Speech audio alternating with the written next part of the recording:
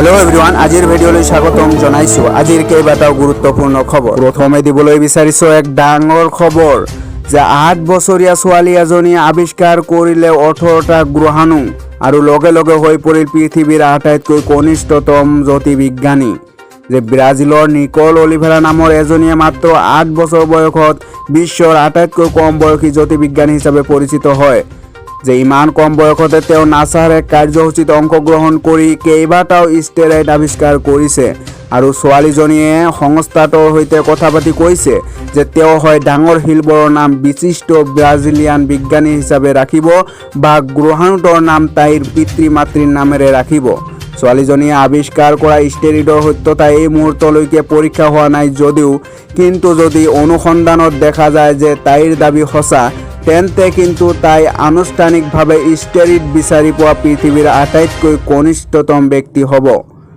পৰৱৰ্তী খবৰ, পাকিস্তানক বিশ্বৰ বাবে বিপদজনক আখ্যা আৰু পাকিস্তানক বয়কটৰ আহ্বান বেলজিয়ামৰ সাংসদৰ।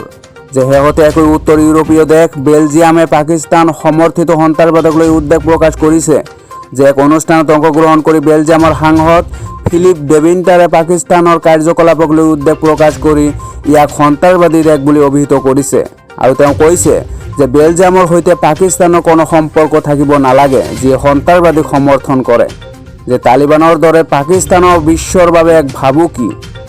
যে ডেভিন্টাৰে আৰু কয় পাকিস্তানে দীৰ্ঘদিন ধৰি আন্তঃৰাষ্ট্ৰীয় সন্ত্ৰাসবাদ সম্প্ৰসাৰণত সহায় কৰি আহিছে, সেয়েহে বিশ্বৰ বিভিন্ন দেশে একত্ৰিত হৈ পাকিস্তানক বৰ্জন কৰা উচিত। ডেভিন্টাৰে ইউৰোপীয় ইউনিয়নৰ ৰাজনৈতিক প্ৰতিবেদনৰ উদ্ধৃতি দি কৈছিল যে পাকিস্তানে অঞ্চল অশান্ত কৰিবলৈ চেষ্টা কৰি আছে। আন এক খবৰ, চীন আৰু টাইৱানৰ যুদ্ধ আৰু এখোজ আগত। যে আমাক জকাই নল'ব, যুদ্ধৰ বাবে আমিও সাজু, এইদৰে চীনক কঠোৰ প্ৰত্যুত্তৰ টাইৱানৰ। উল্লেখযোগ্য যে বিগত সপ্তাহটোৰ পৰা টাইৱান সীমান্তৰ চাৰিওফালে চীনে সামৰিক তৎপৰতা বৃদ্ধি কৰা দেখা গৈছে। যে যোৱা সপ্তাহত টাইৱানৰ সীমান্তত 120খন PLA বিমান উৰা দেখা গৈছিল।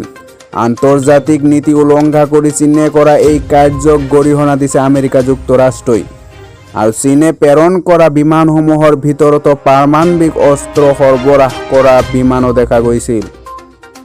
যে চীনে বছৰৰ পিছত বছৰ ধৰি টাইৱান দ্বীপ দখল কৰাৰ বাবে বিভিন্ন ষড়যন্ত্ৰ কৰি আহিছে আৰু ইয়াৰ পূৰ্বেও চীনে বহুবাৰ টাইৱানৰ সীমান্তত প্ৰৱেশৰ চেষ্টা কৰিছিল, কিন্তু এইবাৰ টাইৱানৰ ৰাষ্ট্ৰপতি চাই ইঙে চীনক কঠোৰ সতৰ্কবাণী প্ৰেৰণ কৰিছে। আৰু ইফালে যোৱাকালি গ্ৰেপ্তাৰ হোৱা ডাক্তৰ নৱনীল বৰুৱাৰ জামিন। ডাক্তৰ নৱনীল বৰুৱাক চৰ্ত সাপেক্ষে জামিন। যে জামিন পালে চিকিৎসক নৱনীল বৰুৱাই।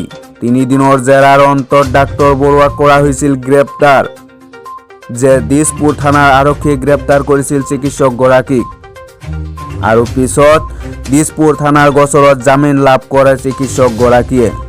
যে মডেল ৰাজকন্যা বৰুৱাক ৰক্ষণাবেক্ষণৰ অভিযোগত গ্ৰেপ্তাৰ হৈছিল ডাক্তৰ বৰুৱা আৰু এতিয়া নিৰ্দিষ্ট চৰ্তৰ ভিত্তিত জামিন দিয়া হৈছে ডাক্তৰ নৱনীল বৰুৱাক।